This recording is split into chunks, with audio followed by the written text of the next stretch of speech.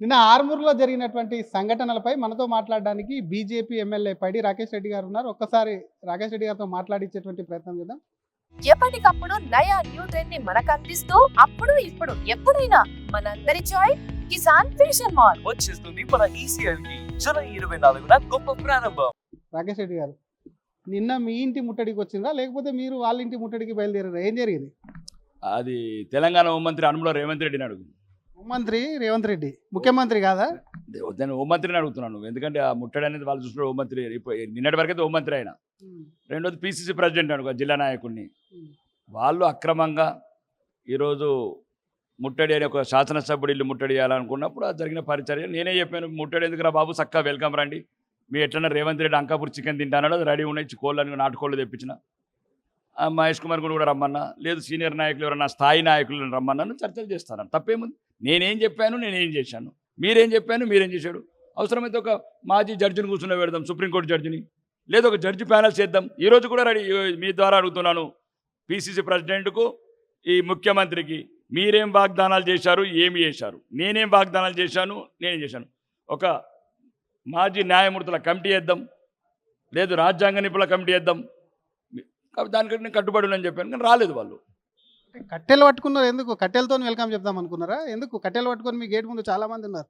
అంటే మీరేమో రమ్మంటున్నారు, తిన్నికే రమ్మంటారు, కానీ కట్టెలు పట్టుకొని మీ గేట్ దగ్గర పహారా అది కనిపించింది. అంటే మాకున్న ఇన్ఫర్మేషన్ ప్రకారము ఈ గింతంతున్న రాష్ట్రంకు, గింతంతున్న ముఖ్యమంత్రి, గింతంతున్న పిసిసి ప్రెసిడెంట్ ఇన్ఫర్మేషన్ ఉంటే మాత్రం కేంద్ర ఇన్ఫర్మేషన్ డిపార్ట్మెంట్ మా చేతిలో ఉంది కదా, సెంట్రల్ బ్రాంచ్.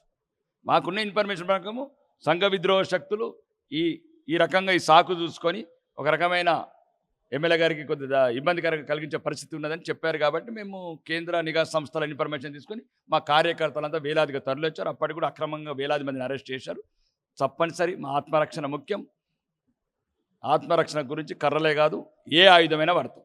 కానీ రాకేష్ రెడ్డి గారు మాట్లాడిన మాటల మీద కొన్ని ఆరోపణలు వస్తున్నాయి. ప్రధానంగా స్కూటీలు ఎత్తుకపోండి, బంగారం లాక్కోండి, ఇట్లాంటి ఒక ప్రజాప్రతినిధి ఉండి ఈ విధంగా ఎలాంటి స్టేట్మెంట్లు ఇస్తారన్న వ్యాఖ్యలు మీ మీద కొన్ని వస్తున్నాయి. ఏం చెప్తారు? నేను దాని మీదనే ఇప్పటికి కూడా కట్టుబడి ఉన్నాను. తెలంగాణ వ్యాప్తంగా ఉన్న ప్రజలంతా చూడండి, నేను ఒక న్యాయ నిపుణుల సలహా తీసుకునే మాట్లాడుతున్నాను, రాజ్యాంగ నిపుణుల సలహా తీసుకునే మాట్లాడుతున్నాను. ఒకటి ఏదైతుందో నేను ఎక్కడ కూడా మీరు అన్న పదాలు వాడలేదు. తీసుకెళ్ళండి అన్నాను. ఎత్తుకెళ్ళండి అంటే దొంగతనం, తీసుకెళ్ళండి అంటే చెప్పి బిల్లుతో సహా ఉంటే మాకు పంపించండి, ఆ బిల్లు రేవంత్ రెడ్డి గారితో క్లెయిమ్ చేపిస్తాం. అవసరం ఎట్లా తీసుకెళ్ళాలి అది కూడా మీరే చెప్పండి. అది ఓన్లీ కాంగ్రెస్ వాళ్ళ షోరూమ్లే. అంటే కాంగ్రెస్ వాళ్ళ షోరూంలో అబద్ధాలు చెప్పి ఈ అనుముల రేవంత్ రెడ్డి గద్దెనెక్కాడు. 3,24 కోట్ల బడ్జెట్ ప్రతి సంవత్సరం, 3 లక్షల కోట్ల అప్పు తెస్తున్నాడు, 1,00,000 కోట్ల భూములు అమ్ముతున్నాడు. 30 నెలలు అయిపోయింది, ఇంకెప్పుడు ఇస్తాడు? మళ్ళా ఈ దుర్మార్గమైన రాజకీయ నాయకుడు ఏం చేస్తాడు? మళ్ళీ 2 తులాలు అంటాడు, మళ్ళీ ఇప్పుడు కారు ఇస్తా అంటాడు. దీన్ని అడ్డుకోవాలా? తెలంగాణ ప్రజల అమాయకత్వాన్ని ఆసరా చేసుకోవద్దంటే ఒక చైతన్యవంతమైన రాజకీయ నాయకుడిగా, చైతన్యవంతమైన ఈ రాష్ట్ర పౌరుడిగా నా ప్రజలను చైతన్యం చేయాల్సిన అవసరం ఉంది. కాబట్టి ఇప్పుడు కూడా చెప్తున్నాను, దయచేసి మీరు షోరూమ్లకి వెళ్ళండి, మీకు నచ్చిన స్కూటీ తీసుకోండి. ఎందుకంటే ప్రియాంక గాంధీ కంపెనీ పేరు చెప్పలేదు కాబట్టి మాకు ప్రియాంక గాంధీ మీద నమ్మకం. వాళ్ళ ముత్తాత ప్రధాని, వాళ్ళ నానమ్మ ప్రధాని, వాళ్ళ నాన్న ప్రధాని, వాళ్ళ అమ్మ 10 ఏళ్ళు వెళ్ళింది దేశాన్ని యూపీఏ చైర్పర్సన్గా. కాబట్టి ప్రియాంక గాంధీ గారు చెప్పారు కాబట్టి దయచేసి బ్రాండ్ చూడకండి, ఎందుకంటే ప్రియాంక గాంధీ గారు బ్రాండ్ ఏం చెప్పలేదు. కాబట్టి కాంగ్రెస్ ఇస్తారా? అట్లా పోతే ఇస్తారా? పోయి మీరు ఇస్తామన్నారు, హామీ ఇచ్చారు కాబట్టి స్కూటీ ఇవ్వండి అంటే ఇస్తారా? ఎవరన్నా నా పేరు చెప్పండి, ఆర్మూర్ ఎమ్మెల్యే అని. అవసరమైతే నస్తాను ఆ షోరూమ్కు, చెప్పండి, ప్రియాంక గాంధీని తీసుకొస్తాను. మీ దగ్గర ఉండొచ్చు కదా ఒక షోరూమ్, ఆడ నిలబడి అందరికి ఇప్పించచ్చు కదా. అక్కడే ప్రజలను చైతన్యం చేస్తున్నాం, తీసుకెళ్లే వాళ్ళు బిల్లు ఇవ్వమంటున్నాం. బిల్లుకి రేవంత్ రెడ్డి గారికి చెప్పి 30% కమిషన్ ఇచ్చి మళ్ళీ యాడ్ చేసి రేవంత్ రెడ్డికి అది కూడా ఇస్తాం. బిల్లు ఇచ్చిరా మీరు? ఎలా 30% ఎప్పుడన్నా? అంటే చాలా మంది ఇచ్చిన వాళ్ళు చెప్తున్నారు. మీరు ఎప్పుడన్నా ఇచ్చినా? నేను ఎందుకు ఇస్తానండి, మేము ఎందుకు ఇస్తాము? ఒక స్వచ్ఛమైన బిల్స్ అట్లాంటి స్వచ్ఛమైన పార్టీలో ఉన్నాను. అవినీతి మార్గాలంటే ఒక ప్రధానమంత్రి నాయకత్వంలో పనిచేస్తున్నాం, వికసిత భారత్లో పనిచేస్తున్నాం, 22 రాష్ట్రాల్లో అధికారంలో ఉన్న పార్టీలో పనిచేస్తున్నాను. గర్వంగా ఫీల్ అవుతున్నాను ఈరోజు భారతీయ జనతా పార్టీ నాయకుడు. కాబట్టి అట్లాంటి మేము పనులు చేయం.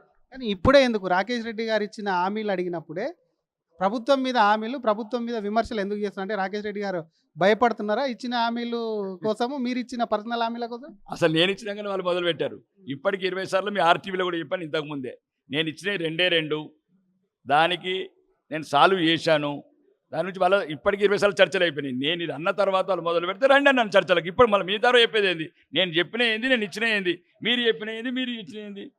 సుప్రీంకోర్టు మాజీ న్యాయమూర్తులు కమిటీ ఇద్దాం. లేదు నేను ఒకరు నువ్వు చెప్పినవన్నీ చేసింది ఉంటే నేను రాజీనామా చేస్తా. రేవంత్ రెడ్డి సర్కార్ ఏదైతే చెప్పిన ఏదైతే చేసిండో నేను రాజీనామా చేస్తా. అలాని న్యాయమూర్తులను డిసైడ్ చేయమనండి. ఈ పిసిసి ప్రెసిడెంట్ డిసైడ్ చేస్తాడు? నన్నేం చేస్తాడు పిసిసి ప్రెసిడెంట్, ముఖ్యమంత్రి? ఒక జాతీయ పార్టీకి అధ్యక్షుడిగా ఉన్నాడు, ముఖ్యమంత్రి కన్నా పెద్ద ముఖ్యమంత్రి పెద్దోళ్ళు ఆ విషయం అంటలేండి. వీళ్ళు కాదు కదా నిర్ణయాలు చేయాల్సింది. ఒక న్యాయమూర్తులని ఇంటలెక్చువల్ కమిటీని వాళ్ళని వేసి నేనేం చెప్పాను, ఏం చేశాను, మీరేం చెప్పారు, మీరేం చేశారు, వాళ్ళని నిర్ణయం చెప్పమందాం. వాళ్ళు నిర్ణయం చెప్పిన మీరన్నా రాజీనామా చేయాలి, నేనన్నా రాజీనామా. పిసిసి ప్రెసిడెంట్ ముఖ్యమంత్రిని రాజీనామా చేయాలా, నేనన్నా రాజీనామా చేస్తాను. ఇది ఎవరో రాజకీయవేత్త కాదు, ప్రజావేదిక కావాలి. అవసరమైతే తెలంగాణ అంతా లైవ్ పెట్టాలి. తులం బంగారం ఎంతమందికి వచ్చింది, 4000 పెన్షన్ ఎంతమందికి వచ్చింది, 2500 మహాలక్ష్మి ఎంతమంది వచ్చింది, అత్తకు 4000 కోడలకు 2500. ఎన్నొద్దులు కొలుకుతావు రేవంత్ రెడ్డి? ఇట్లాంటి దుర్మార్గమైన రాజకీయ నాయకులను రాజకీయాలు ఉంచితే తెలంగాణ ప్రజలని ఇంకా మోసం చేస్తారు. మళ్ళీ 3 తులాల బంగారం అని ఒకడంటాడు, 8000 పెన్షన్ అని ఒకడంటాడు, 5 లక్షల ఉద్యోగాలను ఒకడంటాడు. వీళ్ళందరికీ అడ్డుకట్టేలా తెలంగాణ ప్రజల అమరవీరుల స్వప్నాలు సాకారం కావాలంటే ఒక నిజమైన స్వచ్ఛమైన భారతీయ జనతా పార్టీ లాంటి పార్టీ అధికారం రావాల్సిన అవసరం ఉంది. కార్యాచరణ లేకుండానే పార్టీ వస్తుంది. ఉందా మీ దగ్గర ఉన్న కార్యాచరణ ఏంది అధికారంలోకి వచ్చింది? అసలు ఈ రాష్ట్రంలో మేమే కదా, ఎక్కడుంది ప్రతిపక్షం? 2.5 సంవత్సరాల కింద ఉన్న కుంభకర్ణుడు ఇప్పటికి లేబడు. 10 సంవత్సరాలు కులికి వెలిగిన మాజీ ముఖ్యమంత్రి ఎక్కడున్నాడు? ప్రజల కన్నీళ్ళు ఎక్కడ పట్టించుకుంటున్నాడు చెప్పండి? ప్రతిపక్ష నాయకుడు ఎక్కడ అన్నాడు చెప్పండి? ఇప్పుడు చూసావా? పోటీ పెట్టండి. తెలంగాణ ప్రజలు ఈ ప్రతిపక్ష నాయకులు చూసిండ్రేమో 2 సంవత్సరాల నుంచి. ప్రతిపక్ష నాయకుడు ఎందుకు మేమున్నాం, మేము చూసుకుంటామని చెప్పి కేటీఆర్, హరీష్ రావు అంటున్నారు. అలా అసలు ప్రజలు పట్టించుకుంటాయి కదా. వాళ్ళు చేసిన పాపాలన్నీ 100 కొద్ది ఉన్నాయా? అది పక్కన ఈరోజు తెలంగాణ ప్రజల పట్ల నికాసైన ప్రతిపక్షంగా మేము కొట్లాడుతున్నాం. అది లడిచర్ల కావచ్చు, లాడ్చర్ల ఫార్మసిటీ కావచ్చు, మూసి బాధ్యులు కావచ్చు, హైడ్రా బాధ్యులు కావచ్చు, లేకపోతే తెలంగాణ రైతుల గోస కావచ్చు, సింగరేణి భరోసా కావచ్చు, ప్రతి సమస్య మీద కొట్లాడుతున్నాం. ఈరోజు అభివృద్ధి కూడా తెలంగాణ కుంటుబడ్డ తెలంగాణని 10 లక్షల కోట్లు బుల్లెట్ ట్రైన్. ఈ దేశంలో 28 రాష్ట్రాలలో ఒకటే రాష్ట్రానికి 3 బుల్లెట్ ట్రైన్లు ఇచ్చాం. ఈ తెలంగాణ అమరాలి హనుమోలే. ఈరోజు ఇదే కాదు, 7500 కోట్ల ఉత్తర Telangana road, Armoor to Jagtial, Jagtial to Mancherial, Jagtial to Karimnagar, Zaheerabad industrial corridor, Kakatiya textile, Adilabad airport, Warangal. చెప్పాలంటే ఇంకా 4 గంటలు పడుతుంది. కాబట్టి ఈ రాష్ట్రంలో ఏదైనా అభివృద్ధి జరుగుతున్నది. 5 కిలోల సన్న బియ్యం మేము ఇస్తున్నామంటే మేము, ఇందిరమ్మ ఇళ్ళల్లో ప్రధానమంత్రి నిధులు ఇస్తున్నామంటే మేము, ఎన్ఆర్జీఎస్ ఫండ్స్ ఇస్తున్నామంటే మేము, గ్రామ పంచాయతీలకు నిధులు ఇచ్చేది మేము, సీసీ రోడ్లకు నిధులు ఇచ్చేది మేము, శ్మశాన వర్గులకు నిధులు ఇచ్చేది మేము, నిమ్స్ బీబీ నగర్ గేమ్స్ ఇచ్చి నిధులు ఇచ్చేది మేము, సమ్మక్క సారక్క గిరిజన యూనివర్సిటీ ఇచ్చేది మేము. ఈరోజు తెలంగాణ మాకు ఒక గుండె చప్పుడు. ఎందుకంటే ఇది ఆయుష్ వచ్చింది తెలంగాణ బీజేపీకి. మాకు ఉయ్యాలలు ఊపింది, మాకు ఊపిరిలు నింపింది. ఆ ఊపిరే, ఆ ధైర్యమే ఈరోజు భారతదేశం అంతా విస్తరించి 22 రాష్ట్రాలలో అధికారంకి వచ్చినాం. 3వసారి ఢిల్లీ గద్దె మీద అధికారంకి వచ్చింది బీజేపీ. కానీ బీజేపీ ఎమ్మెల్యేలు కాంగ్రెస్తో లోపాయికార ఒప్పందంలో ఉన్నారు. అందుకే అదంతా కూడా కొట్టిపారేసుకునేందుకు అప్పుడప్పుడు ఇట్లాంటి డ్రామాలు చేస్తున్నట్టు కూడా బీఆర్ఎస్ నేతలు స్వయంగా అంటున్నారు. దానికి ఏం చెప్తారు? వాళ్ళ బడ్జెట్ ఎంత, మా బడ్జెట్ ఎంత? మా బడ్జెట్ 50 లక్షల కోట్లు బీజేపీ. వాళ్ళ బడ్జెట్ ఎంత ఉన్నది? 3 లక్షల అప్పుది. మాకేందుకు లోపాయికారి? మాకు అసలు మాకు అవసరం. మీరు ఎట్లా మాట్లాడుతున్నారు? జర్నలిస్టులు కూడా మీ బడ్జెట్ ఎంత, మా బడ్జెట్ ఎంత? 50 లక్షల కోట్ల కేంద్ర ప్రభుత్వం కదా రాష్ట్రానికి, మరి ఆ బడ్జెట్ నుంచి వచ్చేటన్ని అవే కదా. రైలు ఇచ్చేది మేమే, వందే భారత్ ట్రైన్లు ఇచ్చేది మేమే, హైవేలు ఇచ్చేది మేమే. ఎవడు కట్టిండు? పన్నులతో నేను చెప్పి ఇందాక పొన్నం ప్రభాకర్ మాట్లాడి మేము ఇచ్చే పన్నులు కట్టట్లేదా, మాకు ఇచ్చే దాంట్లో మా పన్నుల ద్వారా ఇస్తున్నారు, ప్రత్యేకంగా ఏమి ఇచ్చారు అనేది ఇందాకనే మాట్లాడి మీ ప్రెసిడెంట్. భారత రాజ్యసభలో చెప్పిన పార్లమెంట్లో ₹1 వస్తే 87 పైసలు రిటర్న్ ఇస్తున్నాం. 13 పైసలకు బదులు 26 పైసలు ఈ రాష్ట్రాన్ని కాపాడుతందుకు సైనికులకు అవసరాలకు తీరుస్తున్నాం. ఎక్కడికి వెళ్ళి ఉంటాడు పొన్నం ప్రభాకర్? దేశమే లేనప్పుడు, దేశ కంచెలే లేనప్పుడు, దేశ సైన్యమే లేనప్పుడు తెలంగాణ ఎక్కడుంటుంది? తెలంగాణ కరీంనగర్ ఎక్కడుంటుంది? కరీంనగర్ హుస్నాబాద్ ఎక్కడుంటుంది? హుస్నాబాద్లో పొన్నం ప్రభాకర్ ఎక్కడికి వెళ్ళి ఉంటాడు? దేశం ఉంటేనే ఇవన్నీ ఉంటాయి. కాబట్టి ఏదైతే రాష్ట్రాలకు వెళ్ళి తీసుకుంటున్నామో దానికి కొద్దిగా కేంద్రం కలిపి ఈ దేశ సైన్యాన్ని దృఢంగా తయారు చేస్తున్నాం. దేశాన్ని ఇనుప కంచెల భద్రంగా వస్తున్నాం. కంటిన్యూ చేస్తారా? వాళ్ళకి హామీల మీద అడుగుతున్నారు కదా, నిలదీసిరు కదా నిన్న, దాన్ని కంటిన్యూ చేస్తారా? పార్టీలో చర్చించి ఏ విధంగా ముందుకెళ్తారు? నేనైతే ఉన్నాను. పార్టీ లేదని అది పార్టీ ఆలోచిస్తుంది. నేను తెలంగాణ ప్రజల భవిష్యత్తు దృష్ట్యా తెలంగాణ ప్రజల చైతన్యం రావాలా. ఇట్లా ఎవడ పడితే వాడు దళితుడిని ముఖ్యమంత్రి చేస్తా, 3 ఎకరాల భూమి ఇస్తా, డబుల్ బెడ్రూమ్ ఇల్లు ఇస్తా, ఇంటికో ఉద్యోగం ఇస్తా, నిరుద్యోగ భృతి ఇస్తా, మోసం చేసుకుంటే మళ్ళీ ఎందుకు కావాలరా మీకు సారు కారు మళ్ళీ ఒకడు సార్ అంటాడు, ఒకడు కారు అంటాడు, ఒకడు బీర్ అంటాడు. ఏం చేసిండు? దళితుడు ముఖ్యమంత్రి చేసినరా?